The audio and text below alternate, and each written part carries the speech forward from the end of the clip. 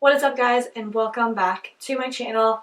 Today I'm going to be going over the third episode in my series called Studying for Dental Hygiene, and I am so sorry that my voice sounds annoying, but I have had a sore throat since Sunday, and I literally just feel like I have sandpaper, a big ball of fire, and probably some cotton balls down the back of my throat. So please try to bear with me while I'm talking through this video. But for this episode in the series, I'm going to be going over dental nutrition.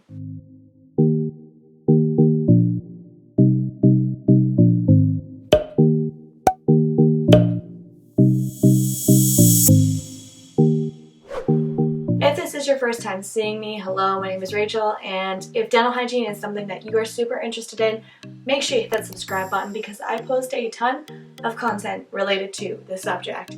If you're excited for this video, don't forget to give it a thumbs up, make sure you hit that like button, and get ready to study for dental hygiene. As always, I have a binder for this subject specifically, and I have written if it was a dental hygiene course, which it was, the name of the course, and the course number.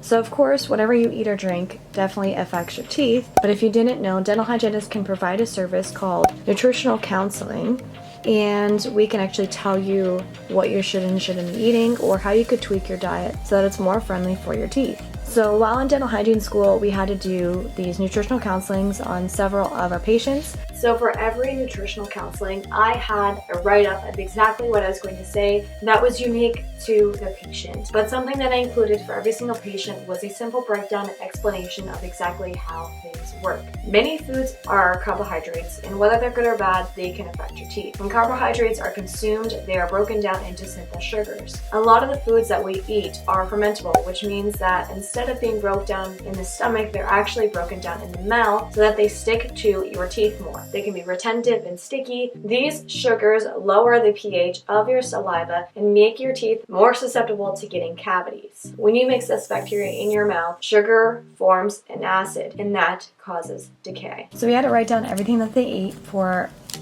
3 days, log them into these little food diary sheets, and we had to go over if they had any fermentable carbohydrates, if they're cariogenic or not, what was the reason why it was or wasn't cariogenic, and what was their period of exposure to the enamel. And I also go into how it affects each layer of the teeth specifically. So the outer layer of your teeth, the enamel, is the hardest substance in your entire body. But anything with a pH below 5.5, that enamel can start to break down. In an area where your gums are receded, for whatever reason, that is your dentin. Whenever your dentin is exposed, that surface can start to decay whenever there is something of a pH below 6.2 to 6.7. So that's why it's so important to neutralize the carbs that you eat. You can neutralize them in many ways. You can drink more water or milk. Milk is great, but it does have a lot of sugar in it. And if you have it be the last thing in your mouth, that is very helpful. You can also choose sugarless gum, especially gum that contains xylitol. Choose food that contains protein and calcium. That will help neutralize the carbohydrates. So I go over everything that they had on their My Plate recommendations, and I tell them if they're over or under for all of their food groups, exactly what their goals were and where they were at. And I let them know that depending on what they've been eating for the last 3 days, if this is really typical of them, they could run into certain nutritional deficiencies because they are not eating enough of certain vitamins or nutrients. So then I give them 3 goals. I go over the goals with them, and then I tell them that I gave them a sample meal plan tweaked on how they have been eating for the last 3 days, but just in a more tooth-friendly version, and they are able to review that on their account as well. These were our grading sheets for our nutritional counseling, and it actually is a billable service and something that you can ask to have done at your next dental appointment. It is something that you really have to work closely with the patient on, but nutritional counselings for certain people are really, really helpful because they just don't know. So you're going to hear me say cariogenic a lot, and all cariogenic means is that it could cause cavities. Carbohydrates are very cariogenic, so it's something that we have to watch a lot. They stick better, they're more refined, they're fermentable, they break down faster. If you haven't watched any of my videos before, dental caries is the most common chronic childhood disease still to this day, and nutrition plays a very large part in that. The chance of getting a cavity or caries just means cavity, increases with age. So you can see here that 28% of children aged 2 to 5 have a cavity. Almost 50% of kids aged 6 to 11 have cavities. And as you can see, as it gets older, the prevalency gets a lot higher. Root caries. So root caries are a lot harder to control. So like whenever gum tissue recedes, it exposes the root surface. The root surface is your dentin. The dentin is about 50% thinner than your enamel. So your chances of getting decay there are obviously much higher, and you can see that it usually doesn't start until the 20s, and that can be from brushing too hard, some type of trauma, medical issues, tobacco use, several reasons why recession can occur. So what causes cavities? Cavities can be caused from several different reasons, and some people are naturally more predisposed to getting them than others. It has a lot to do with your anatomy, your salivary flow, your diet, your health history. Having deep pits in your anatomy is very hereditary. The most influential nutrients for your teeth are calcium, phosphorus, vitamins A, C, D, fluoride, and protein. That determines how resistant your teeth can be to decay, especially while enamel is still forming. Kids who love to eat junk food throughout the day and then are just suddenly not hungry anymore for dinner are obviously more likely to have cavities. Something you can do to help prevent this, aside from changing their diet, is increasing their fluoride exposure and also making them get sealants. Sealants can reduce decay by 90%. Salivary flow is something that is super important because it helps reduce the risk of decay. And salivary glands actually begin to form in utero during the 4th week. Saliva is super important because it acts as a buffer to prevent those fermentable carbohydrates from breaking down the enamel and causing decay. That's why people who have xerostomia or dry mouth are a big concern, because we want to do something to replace that salivary flow so that way their risk of getting cavities is not increased. So there's no real way to be able to tell what the pH of your saliva is unless you get it tested. A lot of it just has to do with your genetics, the way that you were born. One of the worst things you can do when it comes to decay is sipping all day. So sip all day, get decay. Keep that in mind. If you drink an acidic beverage and you finish it in one sitting, great. If you sit there and continue to sip on it all throughout the day, that's where we see the risk of cavities occur, because it keeps getting that exposure to the acid. Same thing with snacking. If you snack all day, you're going to get decay. If you have a bag of M&Ms, it's better to sit down and eat the whole bag of M&Ms than to have a couple M&Ms now and a couple hours later a couple more M&Ms. The frequency is more important than the amount whenever it comes to eating and drinking and the connection to getting cavities. So everyone gets plaque buildup on their teeth. As long as you are a living human being, you're going to get plaque buildup on your teeth. How plaque is altered and how it matures is strongly influenced by our diets. Bacteria produce acids that are byproducts of the metabolism of sucrose and glucose, which lower pH. Strep mutans and lactobacilli are known karyogenic bacteria that thrive in acidic environments. So if you have a high glycemic load, that makes it more karyogenic. So normal pH is 7. Like I said, enamel can break down at a pH of 5.5, and any of those deep pits and fissures that are in those back molars, those can be reached at a pH of 4. So foods that fall below that 5.5 are alcohol, bananas, beans, bread, gelatin, honey, jams, pasta, pretzels, soft drinks, dried fruit. It's best not to eat carbs on their own. It's best to have them with a meal. Intervention, this is something that I've talked about in one of my videos talking about oral health for infants. Dental caries are infectious. They are a communicable disease. Just as a tip, if you use a fluoride rinse, that makes your restorations last longer. If you have not heard of xylitol, xylitol can be your best friend. But FYI, not your animal's best friend. It is toxic to animals. But xylitol is a natural sweetener that is proven to kill the bacteria that causes cavities. Spry is a huge brand that you can find xylitol in.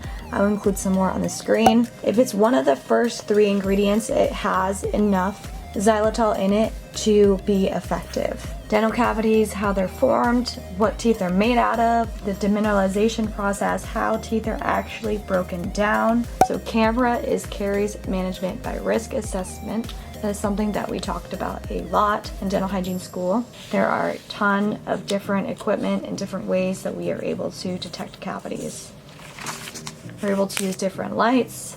We're able to use traditional methods. Obviously, we have our eyes, we have x-rays. The biggest indicator of future cavities is past cavities. Some nutritional deficiencies that can affect the periodontium, which is the surrounding supporting structures of the tooth, are vitamin A, B complex, all of the vitamin Bs, C, D, and K, and also zinc. So vitamin A deficiencies that can cause xerostomia, oral leukoplakia, hyperkeratosis, and hyperplastic gingiva. So you'll see really big overgrown gums. A good way to get vitamin A in your diet is through oranges and greens, especially carrots. Vitamin B deficiencies, you will see glossitis, so inflamed tongues, inflamed gums, angular colitis, so you will see little cracks in the corners of your mouth, and all of the tissue in your mouth will be inflamed. Good way to get vitamin B into your diet is through whole grains. Vitamin C deficiencies can cause your gums to be very purple or red or swollen. It can make them bleed. It can cause petechiae, which are these little red dots that you'll see that are flat, they're not raised. It can make your teeth loose, and it can also cause you to heal more slowly. So if you want some more vitamin C,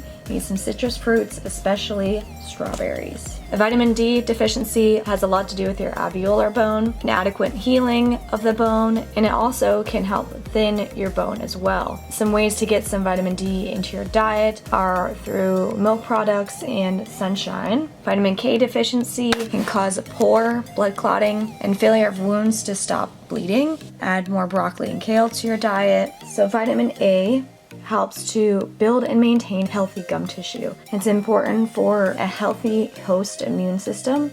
So it's the development of your salivary glands and your epithelial tissue. Vitamin B complex helps to form new cells, also helps to keep your immune system healthy. It involves the development of the epithelial and connective tissue. Vitamin C aids with wound healing. It helps your body to resist infection. It's involved with the development of collagen and connective tissue. Vitamin D aids with calcium absorption and assists with maintaining strong bone. It helps to maintain your immune response and repair response. Protein promotes the growth and maintenance and repair of tissues. Calcium helps to build and maintain strong bone. Iron and zinc help to form collagen and connective tissues. It helps with wound healing, and it regulates your inflammatory response. Copper aids in wound healing. Selenium prevents harm to cells. Magnesium works with vitamin D and calcium to build and maintain the alveolar process. Orthodontics, so getting braces increases your risk for decalcification,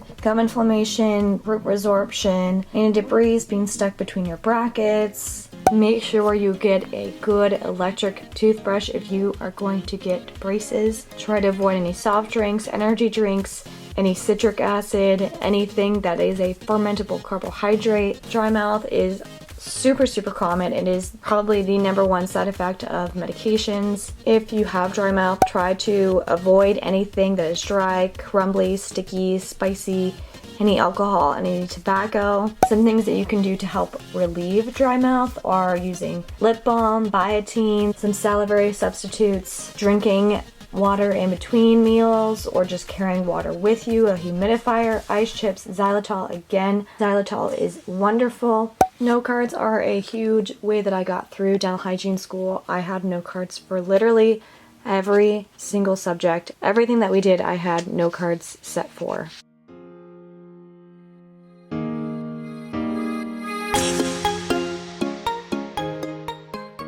If you have a patient who has a very high acidic diet, people who love acidic things will love Pronamel. Pronamel is an excellent toothpaste that helps to remineralize damaged enamel. So it can't regrow the enamel, but it can help repair it, so that way it makes it stronger and less likely to break down. That's personally what I choose to use. I love fruit. I can eat fruit like candy. And no, this is not sponsored. I'm not that cool. I wish Pronamel would sponsor me. But just an FYI for anyone who loves acidic foods, Pronamel is definitely your way to go. So I really hope that this was helpful and informative for you guys. If you have any other tips or tricks, anything in particular that you'd like to add to this video, let me know down in the comment section down below. Thank you always for sticking with me. I hope my voice wasn't that annoying, and I will see you guys in my next week's video. Bye guys.